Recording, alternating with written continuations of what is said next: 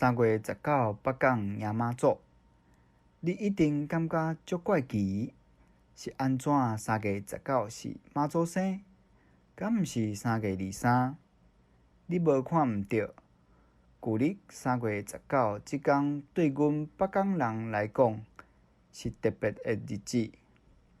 自我出世到今，听到北港人的小过年，就是3月19妈祖生，是北港妈祖出巡世界的大代志。3月19甲20两天，有袂少人会办桌请人客。北港朝天宫是台湾妈祖信仰的重要所在之一。规年冬天有袂少人去朝天宫进香。文化部已经甲北港迎妈祖称作台湾国家重要民俗之一。北港朝天宫迎妈祖，伫逐冬旧历3月19甲20运庄菜街，毋但有足侪神轿甲顶头，连信徒嘛沿路放炮仔迎接妈祖。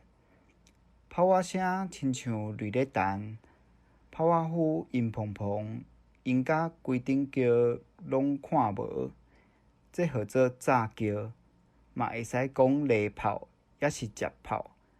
捷炮场面愈大，代表愈旺，表达对妈祖的尊敬。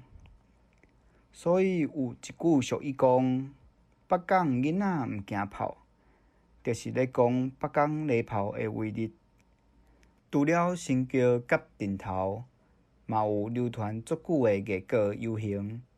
艺果是民间庙会的游艺阵头之一，逐冬拢是北港镇的里、工会、社团出钱请几十台艺果车。北港艺果游行拢总有5天，为3月19开始到3月23。即马八大的艺果车顶头拢是假红仔，毋过北港的毋是，车顶拢是囡仔装的民间故事角色。伫我细汉时，上期待就是装艺果，因为会使坐伫足悬的车顶拼糖仔，甲北港妈的平安甲福气分互大家。细汉时，逐冬妈祖生，亲情50拢会倒转来，我拢会真欢喜。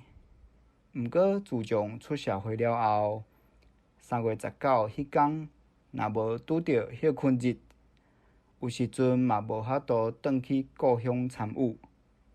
虽然无法度现场听到炮仔声，毋过即马的资讯科技真发达，用电脑也是手机仔，嘛会使看直播，感受过节的气氛。旧年庚子年，因为武汉肺炎，所以休一冬无办。今年新旧年的妈祖生拄好拄着拜5甲拜6，为着要参与自细汉信仰的妈祖庆典，专工请假转去过阮北港人的小过年。